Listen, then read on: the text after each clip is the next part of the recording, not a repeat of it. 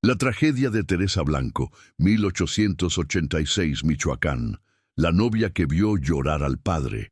Bienvenido a este espacio, donde la historia guarda silencio y los registros oficiales dejan más preguntas que respuestas. Antes de comenzar, te invito a escribir en los comentarios desde qué lugar nos estás escuchando y si este relato te encuentra de día o en plena noche. Nos interesa saber hasta dónde llegan estas historias y en qué momento del tiempo vuelven a cobrar vida. En este canal exploramos casos reales, desapariciones y misterios ocurridos en distintas ciudades de México, relatos que fueron ocultados, ignorados o simplemente olvidados con los años. Si te atraen las historias oscuras, basadas en hechos reales, y quieres seguir descubriendo estos archivos silenciados, suscríbete al canal y activa la campana para no perderte ninguno de nuestros relatos. Ahora sí, acompáñanos en esta historia. La tragedia de Teresa Blanco, 1886, Michoacán. La novia que vio llorar al padre. Capítulo 1. Las lágrimas del sacerdote. En la parroquia de San Francisco en Morelia, Michoacán, en la tarde del 14 de agosto de 1886, una novia llamada Teresa Blanco estaba de pie ante el altar cuando notó algo extraordinario y perturbador.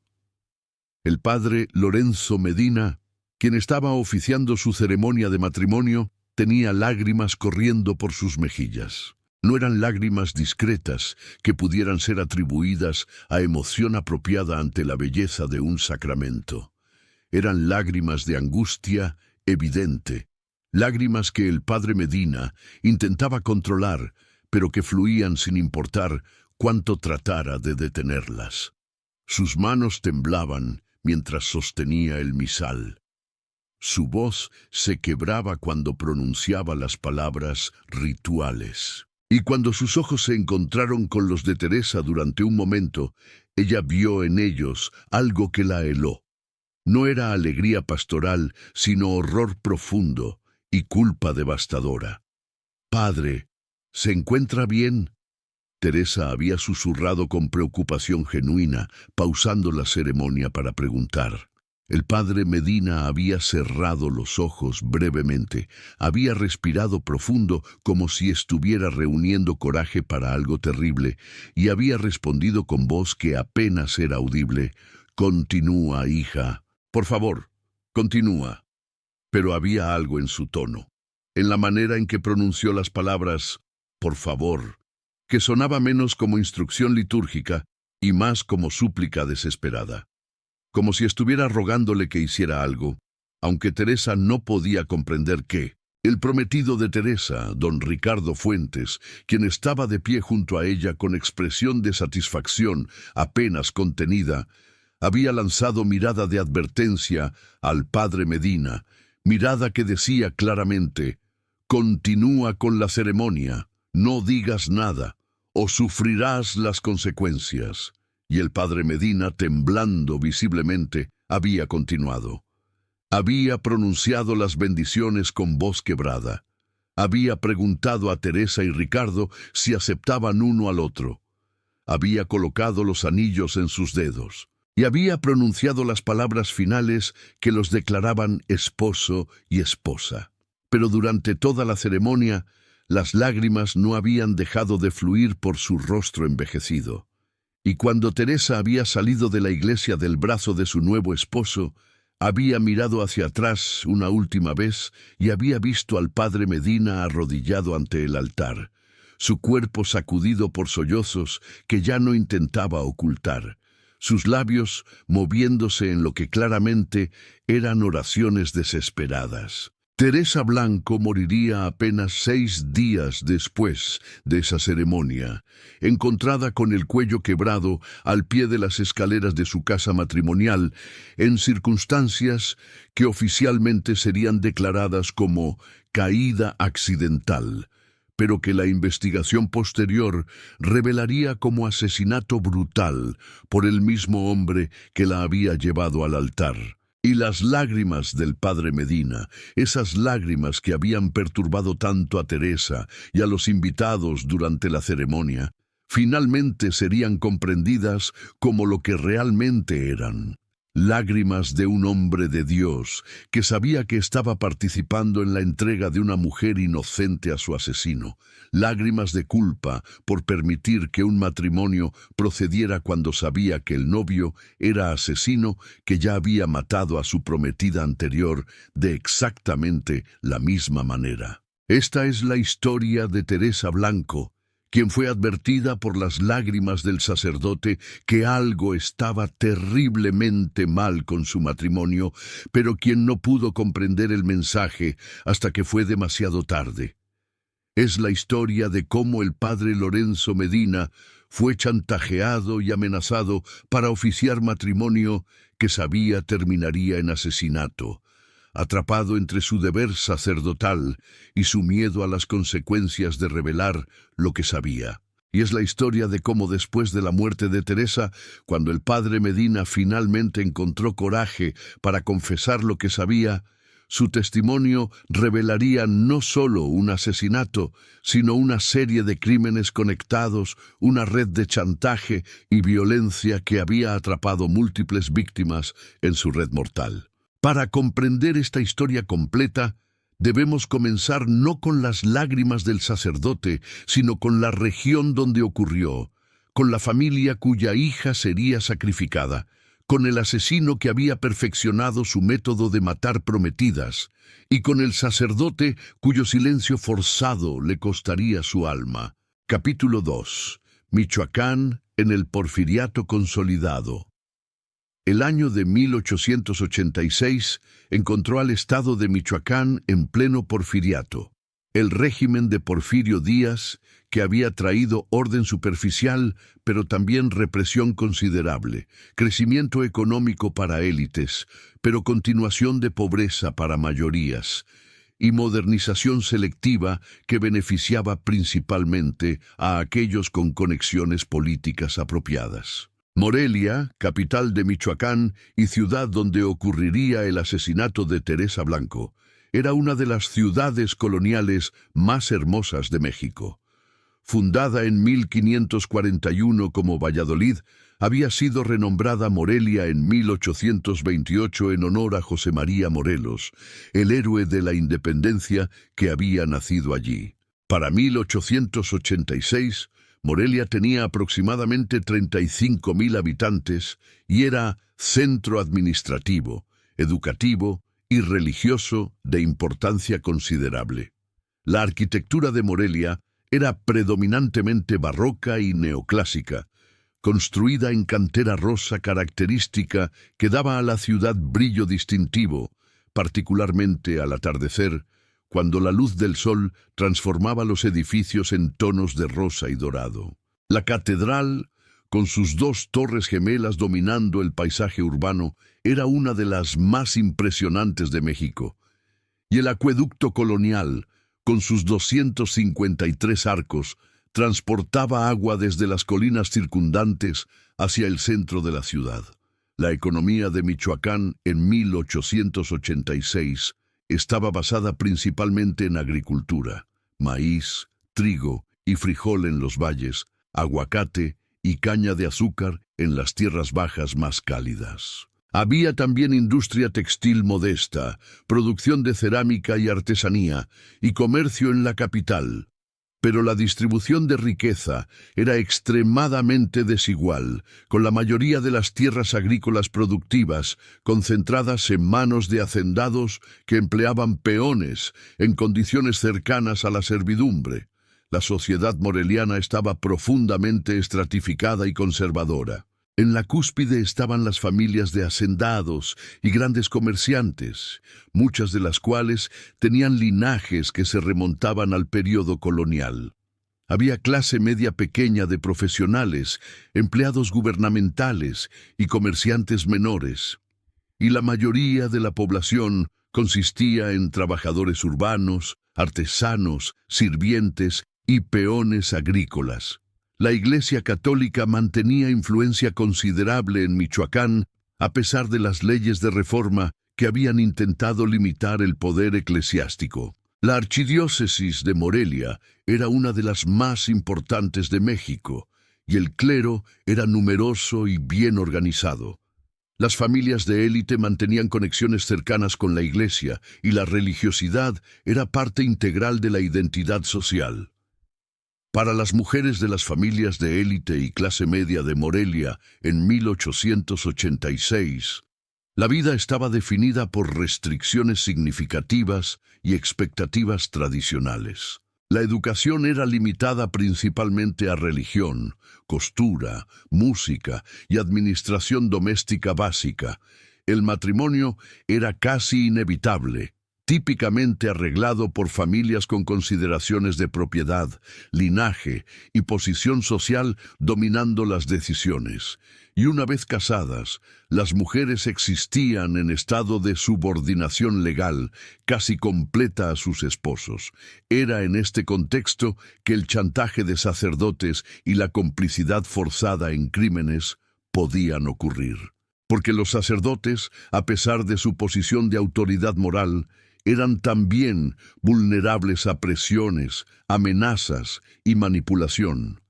Y cuando un hombre sin escrúpulos descubría secreto comprometedor del pasado de un sacerdote, podía usar ese conocimiento para forzar cooperación en crímenes que el sacerdote normalmente habría denunciado.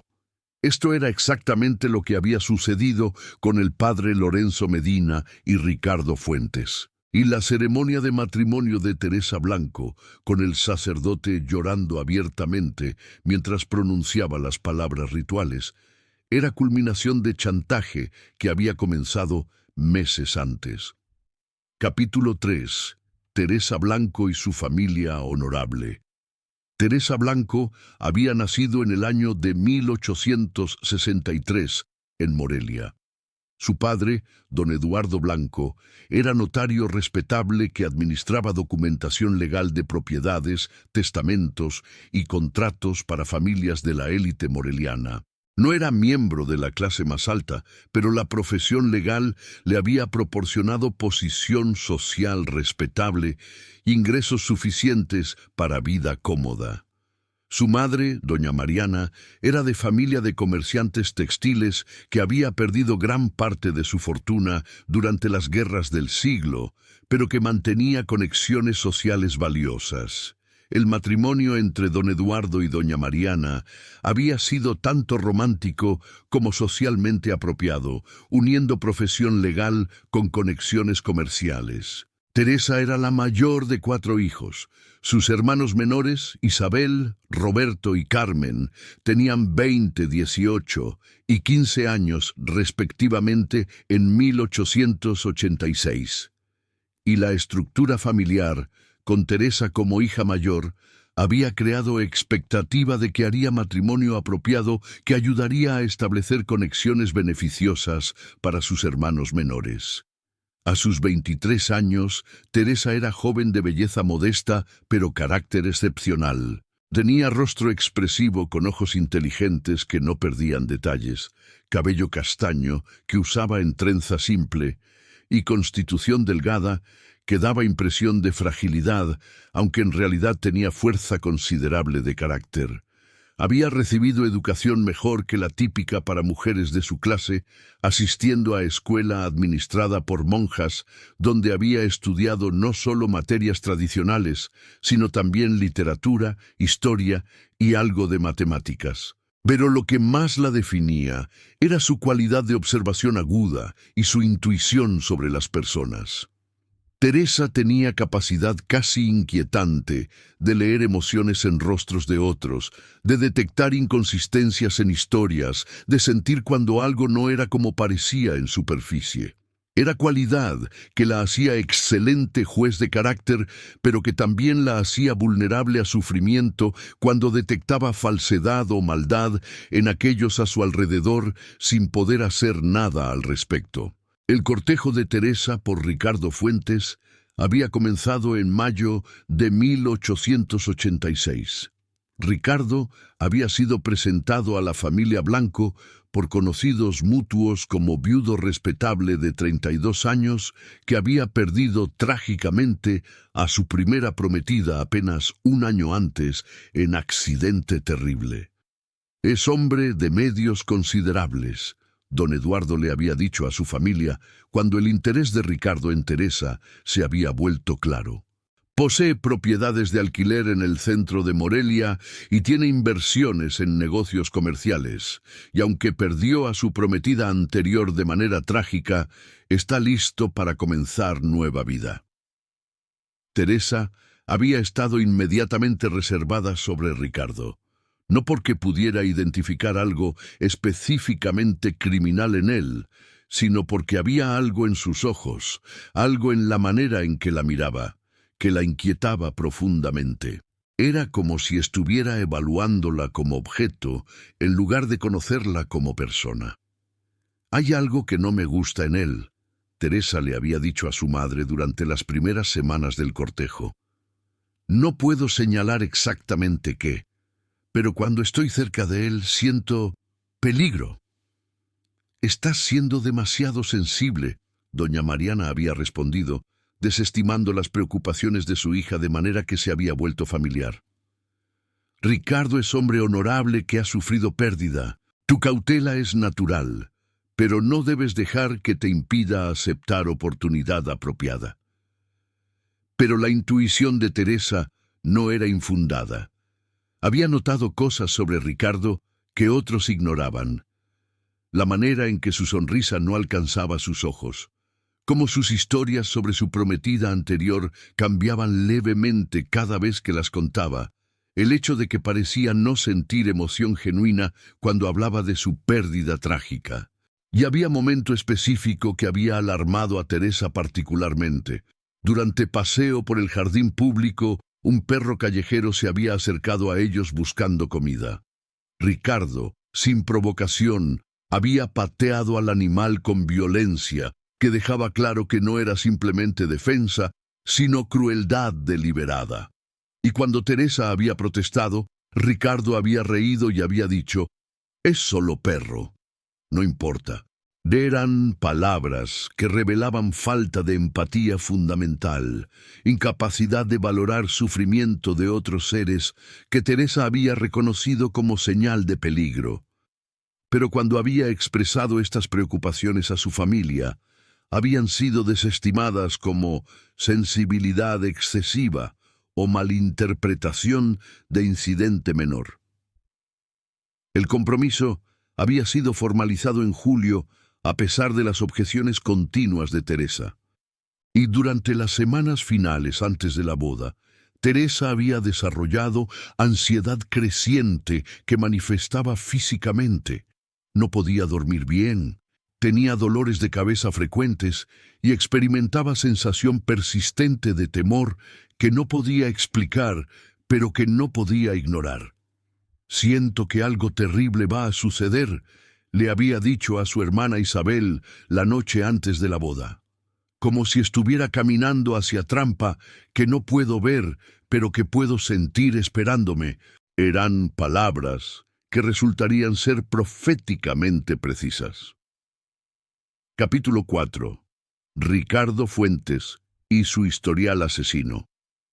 El hombre que se casaría con Teresa Blanco, el 14 de agosto de 1886, era asesino que había matado antes y que mataría de nuevo, depredador que había refinado su método durante años de práctica cruel.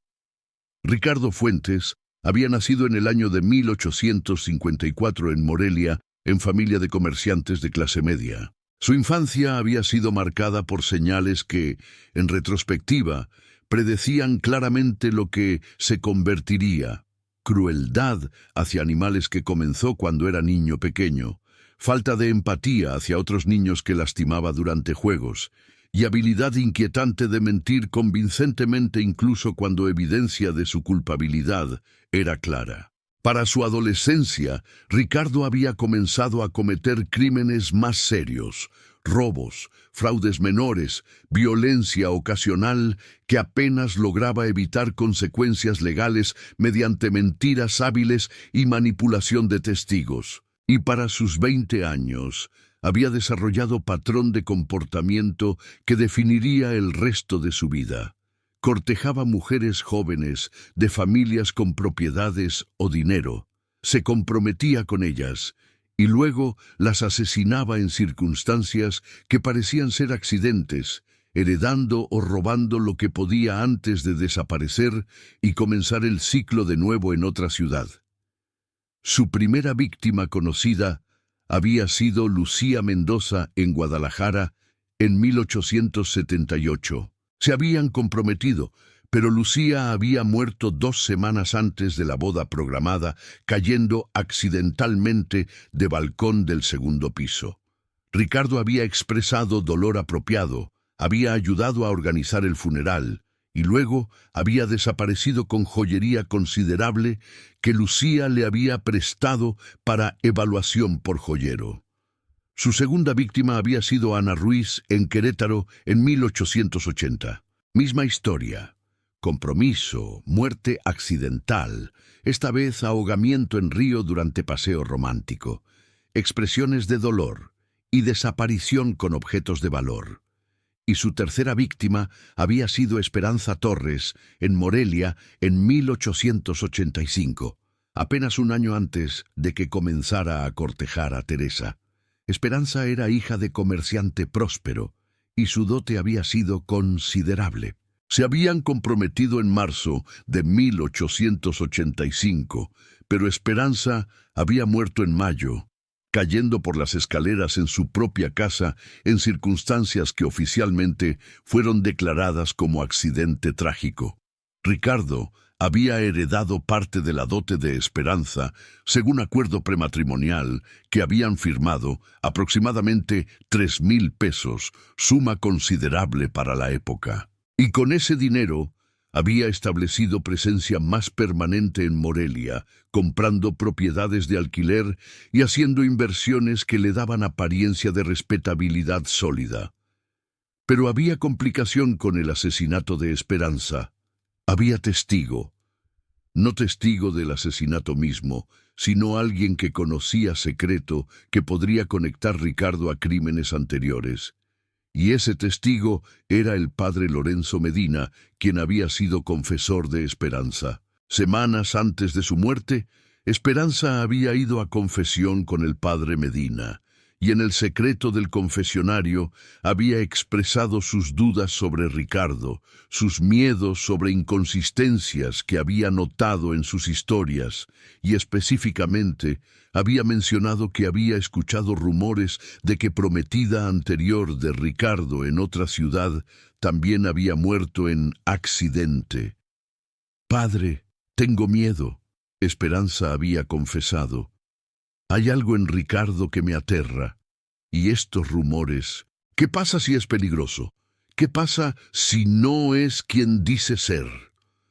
El padre Medina, atado por sello de confesión, no había podido reportar estas sospechas a las autoridades o advertir a la familia de Esperanza directamente, pero había aconsejado a Esperanza que investigara más, que confiara en sus instintos, que considerara romper el compromiso si sus dudas eran tan fuertes.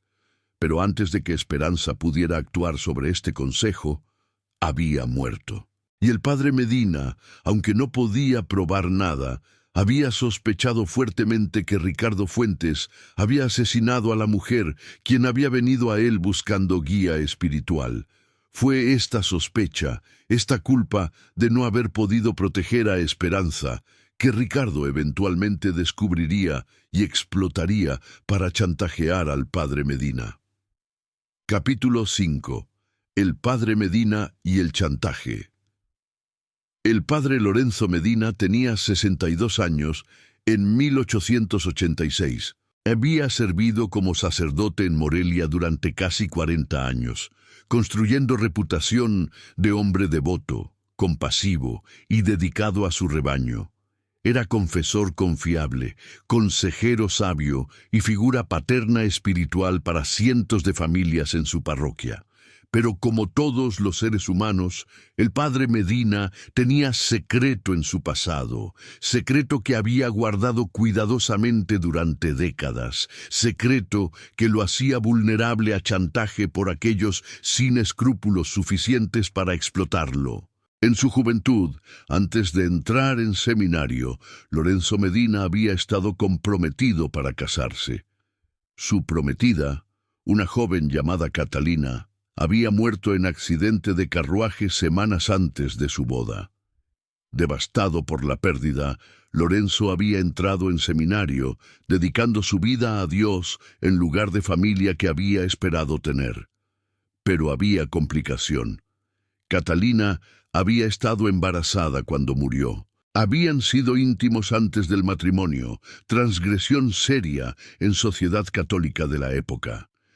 Y aunque Lorenzo había guardado este secreto cuidadosamente durante toda su vida sacerdotal, había documentación que probaba la verdad. Carta de Catalina a su hermana confesando el embarazo. Carta que había sido preservada por la familia después de su muerte. Ricardo Fuentes había descubierto esta carta durante investigación de antecedentes que había hecho sobre figuras influyentes en Morelia. Había pagado a contactos en círculos de chismes sociales para encontrar información comprometedora sobre sacerdotes, jueces y otros que podrían ser útiles controlar. Y cuando había descubierto el secreto del padre Medina, había reconocido inmediatamente su valor.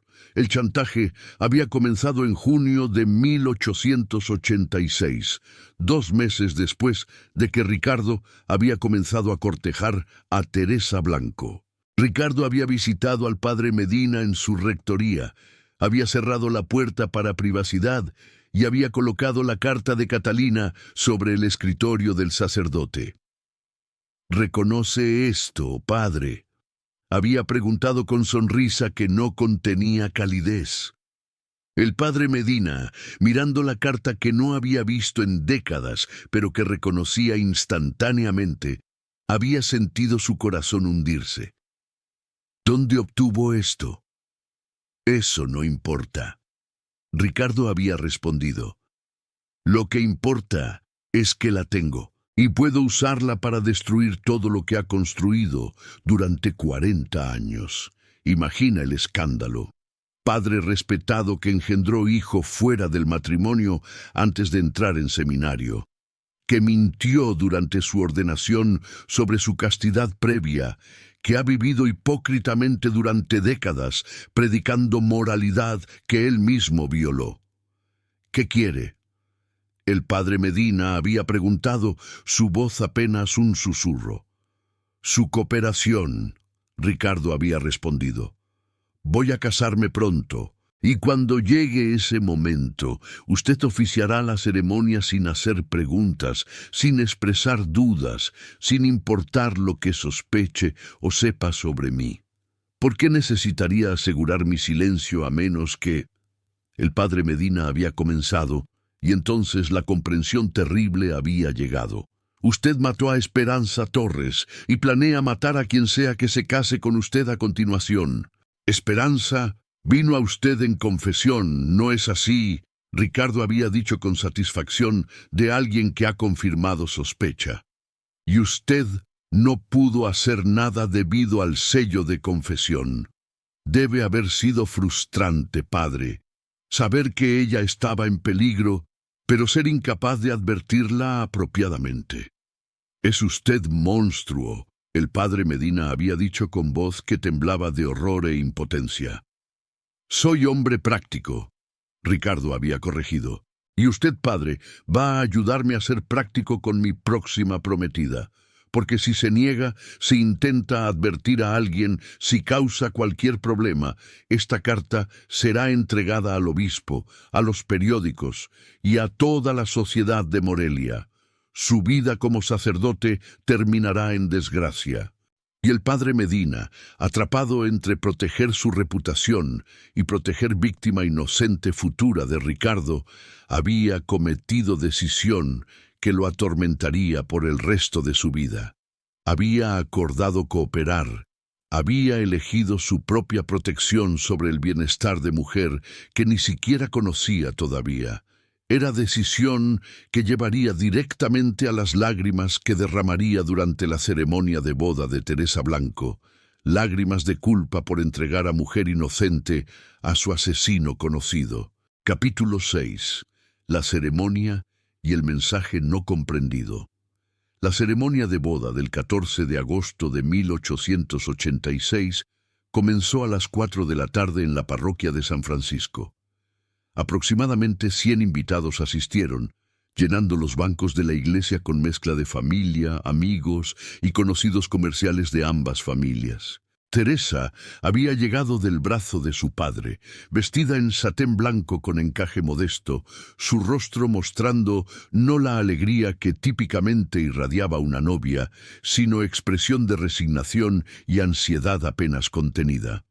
Había aceptado este matrimonio bajo presión familiar, pero sus instintos gritaban que era error terrible.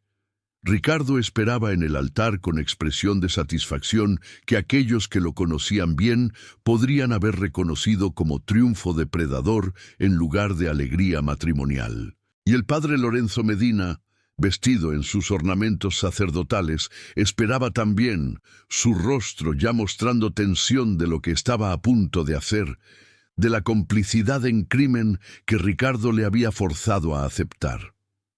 La ceremonia había comenzado con las oraciones tradicionales, y fue durante estos momentos iniciales que los invitados comenzaron a notar que algo estaba mal con el padre Medina. Su voz temblaba más de lo normal, sus manos sacudían el misal que sostenía, y sus ojos, cuando miraba a Teresa, llevaban expresión que era más apropiada para funeral que para boda. Y entonces llegó el momento cuando las lágrimas comenzaron. Al principio fueron apenas humedad en sus ojos que podría haber sido atribuida a emoción anciana, pero rápidamente se intensificaron en lágrimas que corrían abiertamente por sus mejillas, que goteaban de su barbilla sobre sus vestimentas. Los invitados habían comenzado a murmurar con confusión y preocupación. «¿Por qué llora el padre?», alguien había susurrado. «¿Está enfermo?». Teresa, mirando directamente al sacerdote, había visto en sus lágrimas algo más que simple emoción. Había visto culpa, había visto horror, había visto lo que parecía ser súplica desesperada, y en ese momento, aunque no podía comprender el significado específico, supo con certeza absoluta que el padre Medina estaba intentando advertirle de algo, intentando comunicar peligro que no podía expresar en palabras. «Padre, ¿se encuentra bien?», Teresa había preguntado, pausando la ceremonia, y el padre Medina, con Ricardo mirándolo con advertencia clara de no revelar nada, había respondido con las palabras que lo atormentarían por resto de su vida. «Continúa, hija. Por favor, continúa». Era súplica desesperada para que Teresa entendiera, para que viera las lágrimas como advertencia y huyera. Pero ¿cómo podía ella comprender mensaje tan codificado? ¿Cómo podía saber que las lágrimas significaban «este hombre es asesino y te matará»? La ceremonia había continuado a pesar de las lágrimas del sacerdote. Los votos fueron intercambiados con Ricardo pronunciándolos con confianza y Teresa con voz débil que revelaba su reluctancia. Los anillos fueron colocados. Y finalmente, el padre Medina, con lágrimas todavía corriendo por su rostro, había pronunciado las palabras que los declaraban esposo y esposa. «Lo que Dios ha unido, que no lo separe el hombre», había dicho con voz que se quebraba de ironía terrible, porque sabía que no era Dios quien había unido este matrimonio, sino amenaza y chantaje, y que sería hombre, el mismo hombre de pie ante él, quien los separaría mediante asesinato dentro de días. Cuando Teresa y Ricardo salieron de la iglesia como pareja casada, Teresa había mirado hacia atrás una última vez y había visto al padre Medina arrodillado ante el altar, su cuerpo sacudido por sollozos que ya no intentaba controlar, sus labios moviéndose en oración que Teresa no podía escuchar, pero que podía adivinar era por su alma, por su protección, por su perdón, por no haber sido lo suficientemente valiente para salvarla. Durante la recepción breve que siguió en la Casa Blanco, múltiples invitados comentaron sobre el comportamiento extraño del padre Medina. «Nunca he visto nada así», una tía había dicho. «¿Por qué lloraría tanto? Es mal presagio». Pero nadie, ni siquiera Teresa con toda su intuición, pudo comprender el mensaje real que las lágrimas habían intentado transmitir. Y para cuando lo comprendieran, sería demasiado tarde. Capítulo 7. Los 6 días finales. Los 6 días entre la boda y la muerte de Teresa fueron período de terror creciente para ella a medida que los indicios del peligro real que enfrentaba se acumulaban. Período de observación calculada para Ricardo, mientras esperaba momento apropiado para ejecutar su plan, y período de agonía insoportable para el padre Medina, mientras esperaba noticia que sabía llegaría, que Teresa Blanco estaba muerta. El primer día de su matrimonio, 15 de agosto, Teresa y Ricardo se habían mudado a la casa que Ricardo había preparado para ellos, propiedad modesta pero cómoda que poseía en el centro de Morelia. Y fue esa primera noche que Teresa comenzó a comprender verdaderamente el error que había cometido al casarse con Ricardo. Había intentado consumar el matrimonio con violencia, que dejaba claro que no veía a Teresa como compañera, sino como posesión que podía usar como quisiera. Teresa había resistido, pero Ricardo era más fuerte, y la primera noche de su matrimonio había sido experiencia de trauma que la había dejado física y emocionalmente herida. «Eres mi esposa ahora», Ricardo le había dicho con frialdad después. «Y harás lo que te digo. Si intentas resistir, si intentas quejarte con tu familia, será peor para ti». Eran palabras que revelaban su naturaleza verdadera, naturaleza que había ocultado cuidadosamente durante el cortejo, pero que ahora, con Teresa legalmente atrapada en matrimonio, ya no necesitaba ocultar. Durante el segundo día, 16 de agosto, Teresa había intentado visitar a su familia, desesperada por estar lejos de Ricardo, aunque fuera por algunas horas. Pero Ricardo la había acompañado, nunca dejándola a solas con su padre o hermanos, controlando toda la conversación, asegurándose de que no pudiera expresar lo que había experimentado. Don Eduardo había notado que algo estaba mal. «¿Estás bien, hija?», había preguntado. «Pareces asustada». «Estoy bien», Teresa había respondido, lanzando mirada a Ricardo que estaba de pie junto a ella con expresión de advertencia. «Solo ajustándome a vida de casada».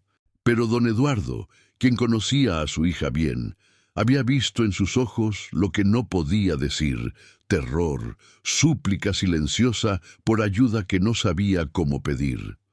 Durante el tercer día, 17 de agosto, Teresa había encontrado algo en la casa de Ricardo que la había llenado de horror.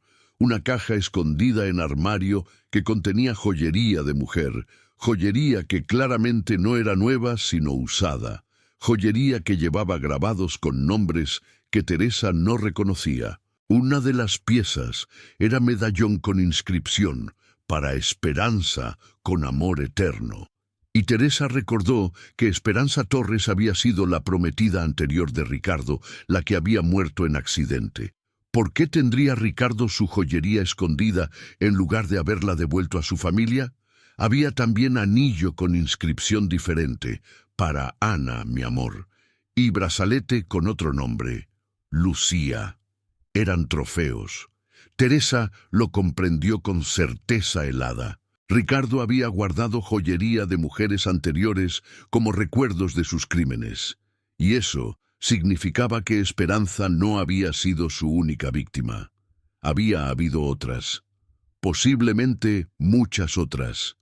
Teresa había confrontado a Ricardo con la caja, demandando explicación, y Ricardo, en lugar de inventar mentira, había sonreído con expresión que era pura maldad. «Encontraste mis recuerdos», había dicho casi con orgullo. «Sí, hubo otras antes de ti, y cada una me dio lo que necesitaba antes de que dejaran de ser útiles». «¿Las mataste?», Teresa había susurrado, aunque ya conocía la respuesta. «Es palabra tan fea», Ricardo había respondido. «Prefiero pensar que simplemente terminaron sirviendo su propósito, como tú terminarás sirviendo el tuyo pronto». Era confesión abierta de intenciones asesinas, amenaza directa que dejaba claro que Ricardo planeaba matarla y que no veía razón para ocultar este hecho ahora que estaba legalmente atrapada como su esposa. Teresa había intentado huir esa noche.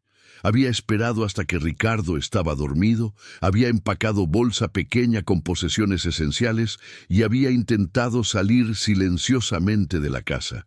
Pero Ricardo, quien había estado esperando precisamente tal intento, la había atrapado en las escaleras. «¿A dónde crees que vas?», había dicho, agarrándola con fuerza que dejaba moretones.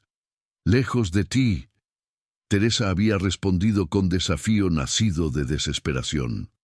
«Voy a ir a las autoridades. Voy a decirles sobre la joyería, sobre las otras mujeres. Te harán pagar por lo que has hecho». «No lo harás», Ricardo había dicho con confianza que era aterradora. «Porque si intentas, si hablas con alguien, tu familia sufrirá.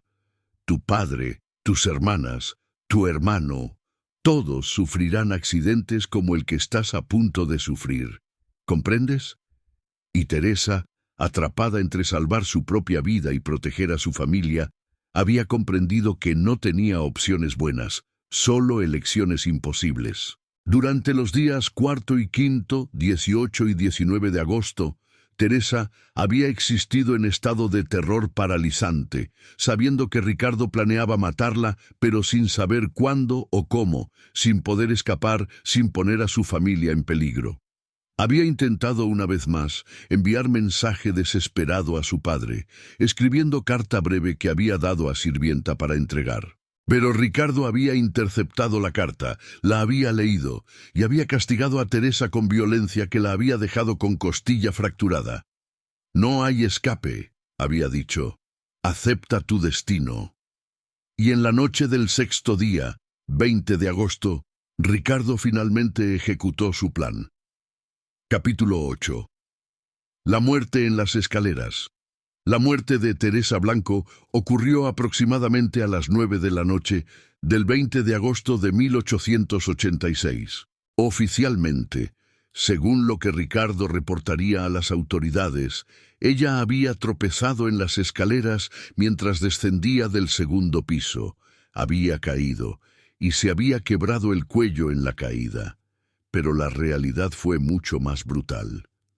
Ricardo, después de cena durante la cual había bebido considerable cantidad de alcohol para reunir coraje o posiblemente para celebrar anticipadamente, había llamado a Teresa a la parte superior de las escaleras bajo pretexto de que necesitaba mostrarle algo.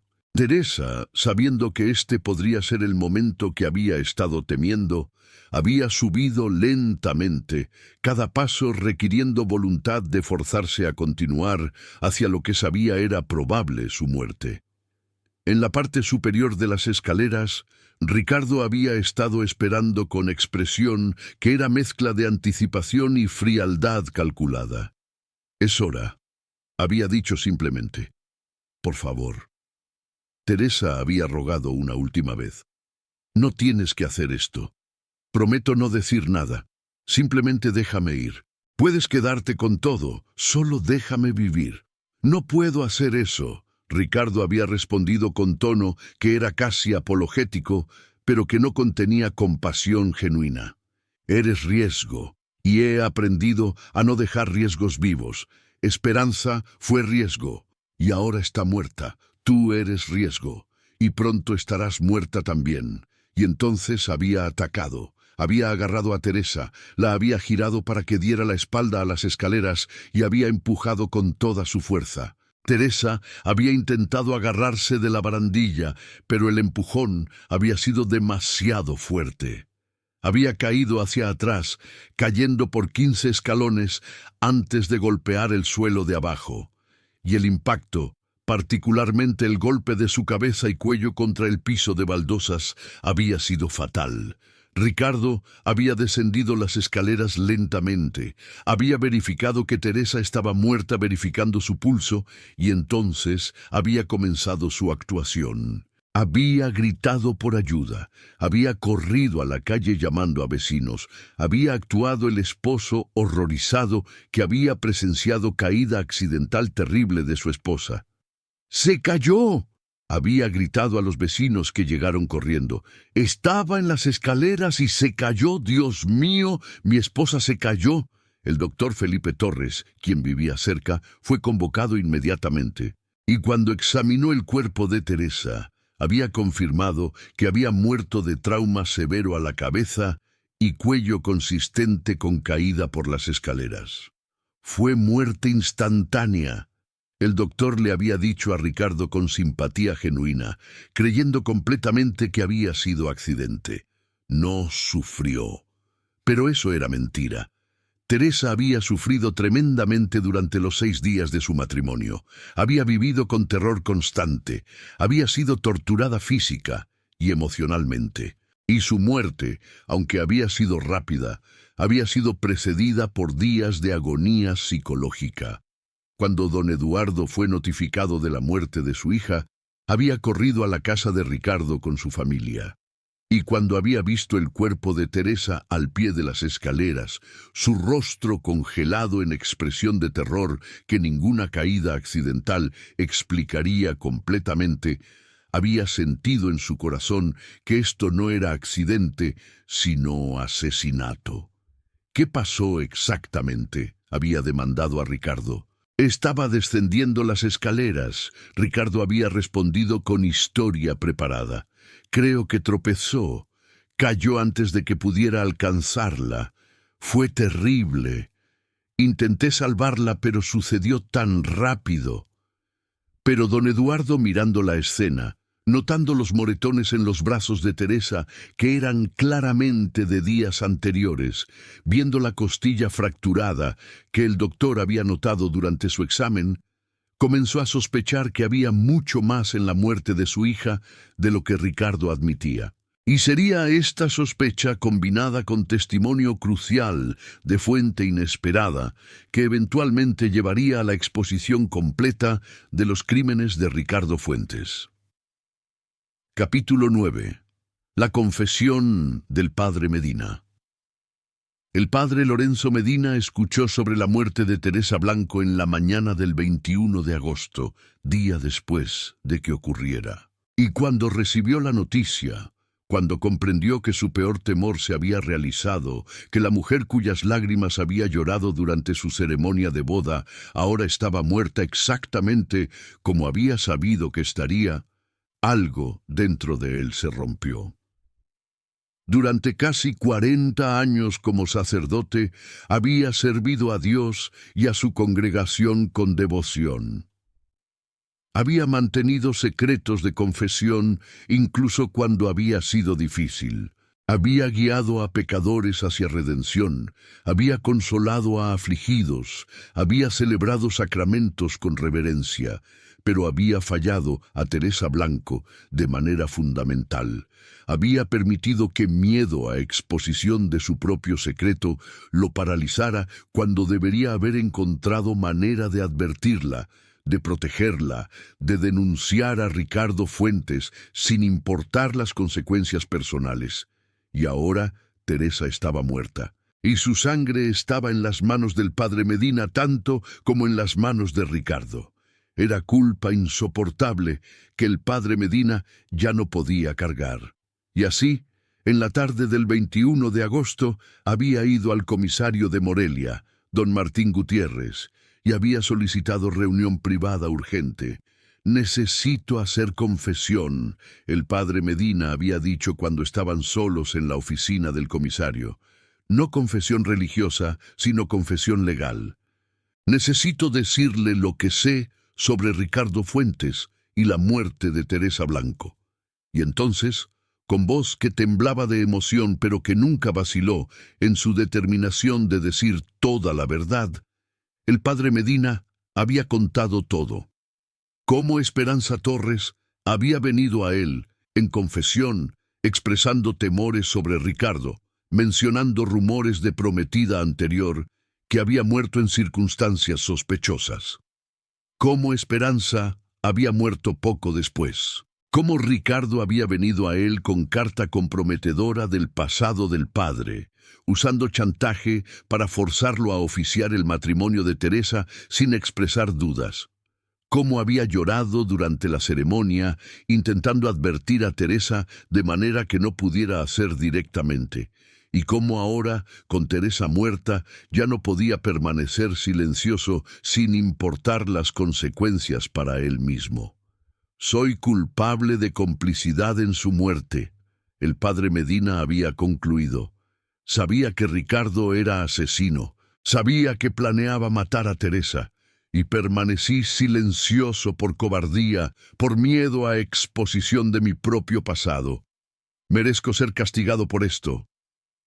El comisario Gutiérrez había escuchado con creciente horror e indignación. ¿Por qué no vino a mí antes? ¿Por qué permitió que este matrimonio procediera?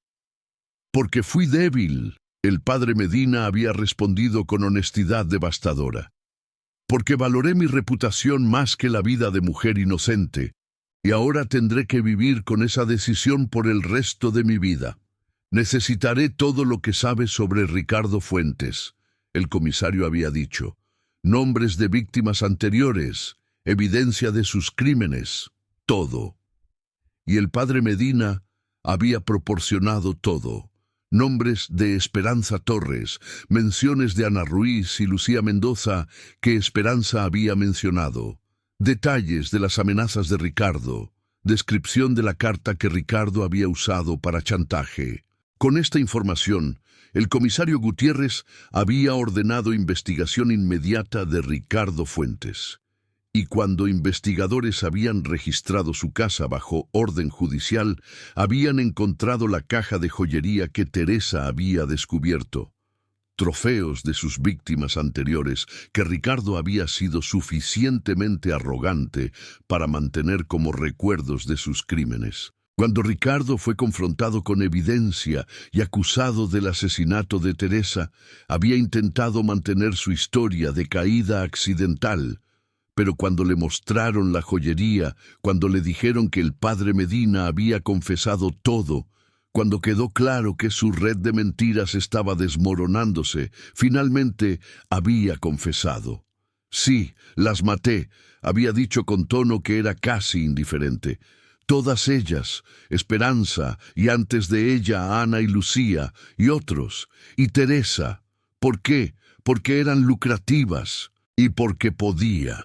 Era confesión que confirmaba todo lo que el padre Medina había revelado y más, que exponía a Ricardo como asesino serial que había matado múltiples mujeres durante años.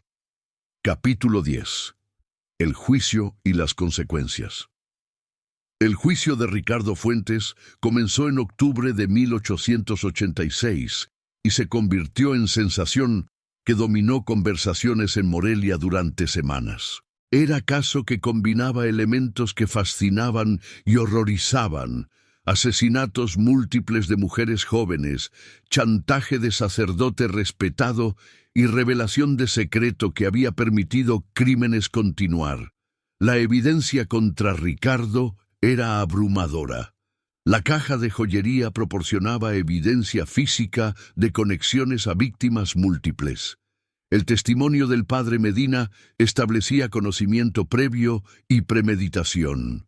y testimonios de investigadores que habían contactado a autoridades en Guadalajara y Querétaro confirmaban que mujeres llamadas Lucía Mendoza y Ana Ruiz realmente habían muerto en circunstancias sospechosas después de comprometerse con hombre, coincidiendo con descripción de Ricardo. El testimonio más devastador vino de examen del cuerpo de Teresa. Autopsia más detallada había revelado no solo lesiones de la caída, sino también evidencia de abuso previo. Costilla fracturada de días antes, moretones múltiples en brazos y torso, trauma que era consistente con violencia doméstica severa durante los 6 días de su matrimonio. Esta mujer no murió simplemente de caída accidental. El médico forense había testificado. Fue víctima de violencia continua durante días antes de su muerte, y el patrón de lesiones de la caída misma sugiere que fue empujada con considerable fuerza en lugar de simplemente tropezar. Don Eduardo había testificado sobre las dudas expresadas de Teresa sobre Ricardo durante el cortejo, sobre su comportamiento extraño después de la boda, sobre su intuición de que algo estaba terriblemente mal. Mi hija tenía instintos excelentes sobre las personas, había dicho con voz quebrada de emoción. Sabía que Ricardo era peligroso. Lo expresó repetidamente. Y nosotros, su familia, no la escuchamos. La forzamos a casarse a pesar de sus objeciones, y ahora está muerta porque no la protegimos cuando más lo necesitaba. El padre Medina había testificado sobre el chantaje, sobre las lágrimas durante la ceremonia, sobre su intento desesperado de advertir a Teresa de manera que no podía hacer directamente. Lloré durante esa ceremonia porque sabía que estaba entregando esa mujer joven a su muerte. Había confesado ante tribunal lleno. Intenté advertirla a través de mis lágrimas, esperando que comprendiera que algo estaba terriblemente mal. Pero, ¿cómo podía ella comprender mensaje tan codificado? Debía haber sido valiente. Debía haber denunciado a Ricardo sin importar las consecuencias para mí, y porque no lo hice, Teresa Blanco está muerta. Después de su testimonio, el padre Medina había ofrecido renuncia formal a su posición como sacerdote al obispo. No soy digno de servir, había escrito.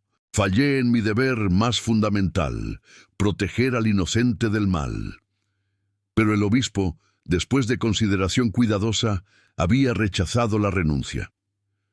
Usted pecó mediante cobardía, había respondido, pero ha confesado, ha ayudado a traer justicia y ha mostrado remordimiento genuino. Su penitencia será continuar sirviendo, llevando esta carga de culpa como recordatorio de la importancia de coraje moral. El veredicto para Ricardo llegó después de apenas 3 horas de deliberación. Culpable de 4 cargos de homicidio premeditado, Lucía Mendoza, Ana Ruiz, Esperanza Torres y Teresa Blanco, con circunstancias agravantes de premeditación extrema y crueldad deliberada. La sentencia fue muerte. Ricardo Fuentes fue ejecutado en Morelia el 15 de enero de 1887. Sus últimas palabras fueron: «Las mujeres son crédulas. Eso las hace vulnerables. Yo simplemente exploté esa vulnerabilidad. Si alguien tiene culpa además de mí, son aquellos que criaron a estas mujeres para ser tan confiadas». Eran palabras que intentaban culpar a las víctimas incluso en sus momentos finales, que revelaban su incapacidad de aceptar responsabilidad por sus crímenes atroces. Epílogo: el legado de las lágrimas del sacerdote. La historia de Teresa Blanco y las lágrimas del padre Medina se convirtió en caso emblemático en Michoacán sobre la importancia de escuchar advertencias, incluso cuando vienen en formas inusuales, sobre los peligros del chantaje y sobre la necesidad de coraje moral, incluso cuando cuesta caro. El caso llevó a cambios en cómo la Iglesia manejaba situaciones donde sacerdotes tenían conocimiento de peligro, Se establecieron protocolos que permitían a sacerdotes reportar amenazas habidas sin violar completamente sello de confesión, maneras de alertar a autoridades sin revelar contenido específico de confesiones. El padre Lorenzo Medina sirvió otros 12 años como sacerdote antes de morir en 1898. Durante esos años, había dedicado su ministerio particularmente a ayudar mujeres en situaciones de riesgo, estableciendo refugio donde podían buscar ayuda cuando temían a pretendientes o esposos. Y había hablado públicamente sobre su fracaso con Teresa, usando su propia historia como advertencia sobre peligros de cobardía moral. «Lloré durante la ceremonia de Teresa Blanco», había dicho en sermón famoso. «Lloré porque sabía que estaba mal y no podía detenerlo. Esas lágrimas fueron mi intento cobarde de advertirla sin arriesgar mi propia reputación. Y no fueron suficientes. Aprendan de mi fracaso. Cuando saben que algo está mal, cuando tienen conocimiento de peligro, deben hablar claramente sin importar el costo personal. Porque el silencio en presencia del mal es complicidad con ese mal». Don Eduardo Blanco estableció fondo en memoria de Teresa que proporcionaba apoyo financiero a mujeres que necesitaban romper compromisos con pretendientes que consideraban peligrosos. «Mi hija sabía que Ricardo era amenaza», había escrito en documentación del fondo, «y nosotros no la escuchamos. Que este fondo ayude a otras mujeres cuyas voces sean escuchadas cuando expresen miedo». Las hermanas de Teresa, Isabel y Carmen, se convirtieron en activistas tempranas para derechos de mujeres en Michoacán, abogando por leyes que facilitarían anulación de compromisos y divorcios cuando había evidencia de peligro o abuso. La tumba de Teresa en el cementerio de Morelia lleva inscripción elegida por su familia. Teresa Blanco, 1863-1886. Vio llorar al padre durante su boda, lágrimas de advertencia que no pudo comprender. Murió 6 días después, asesinada por el hombre que había jurado amarla. Que su historia nos enseñe a escuchar advertencias en todas sus formas y a tener coraje de hablar claramente cuando vemos peligro. Junto a la tumba de Teresa fueron eventualmente enterradas también Esperanza Torres y después de exhumaciones y reentierros apropiados, Ana Ruiz y Lucía Mendoza. Las 4 víctimas de Ricardo Fuentes descansan juntas, memorial compartido a mujeres que fueron traicionadas por hombre que fingió amarlas. El caso también llevó a mayor conciencia sobre patrones de comportamiento de asesinos seriales. Autoridades comenzaron a rastrear más cuidadosamente accidentes que involucraban mujeres jóvenes recién casadas o comprometidas, buscando patrones que pudieran indicar asesinato en lugar de desgracia genuina. Y la frase «las lágrimas del sacerdote» se convirtió en expresión en Michoacán para advertencias que vienen en formas indirectas o codificadas. Recordatorio de que a veces aquellos que quieren ayudarnos están impedidos de hablar claramente, pero intentan comunicar de todas formas. Descansa en paz, Teresa Blanco. Fuiste joven de intuición excepcional que reconociste peligro en Ricardo Fuentes desde el principio. Expresaste tus dudas repetidamente, pero fuiste ignorada por aquellos que deberían haberte protegido. Viste llorar al padre durante tu ceremonia de boda, lágrimas que intentaban advertirte que estabas casándote con tu asesino, pero el mensaje era demasiado codificado para comprender, y moriste apenas 6 días después, víctima de hombre sin conciencia y de sistema que valoraba apariencias sociales sobre tu seguridad. Tu muerte y las de Esperanza, Ana y Lucía antes de ti no fueron en vano. Llevaron a reformas que protegieron a otras mujeres. Tu historia se convirtió en advertencia sobre la importancia de escuchar intuición, de tomar en serio expresiones de miedo y de tener coraje de hablar claramente, incluso cuando es difícil. Y las lágrimas del padre Medina, aunque llegaron demasiado tarde para salvarte, eventualmente llevaron a justicia cuando finalmente encontró coraje de confesar lo que sabía. Su historia también es lección, que debemos elegir coraje sobre cobardía, protección del inocente sobre protección de nuestra propia reputación y verdad sobre silencio cómplice. Si esta historia te ha conmovido, si te ha hecho reflexionar sobre la importancia de expresar advertencias claramente, sobre los peligros del chantaje y la cobardía moral, y sobre la necesidad de escuchar intuición y expresiones de miedo de aquellos que amamos, te invito a que dejes un me gusta y te suscribas al canal. Activa las notificaciones. Y te pregunto, ¿cómo podemos crear sociedades donde las personas se sientan seguras de expresar advertencias claramente sin miedo a consecuencias? ¿Qué responsabilidad tenemos cuando tenemos conocimiento de peligro, pero estamos impedidos de hablar directamente? ¿Y qué nos dice esta historia sobre la importancia de escuchar intuición y tomar en serio expresiones de miedo, particularmente de mujeres que están siendo presionadas a matrimonios que las inquietan?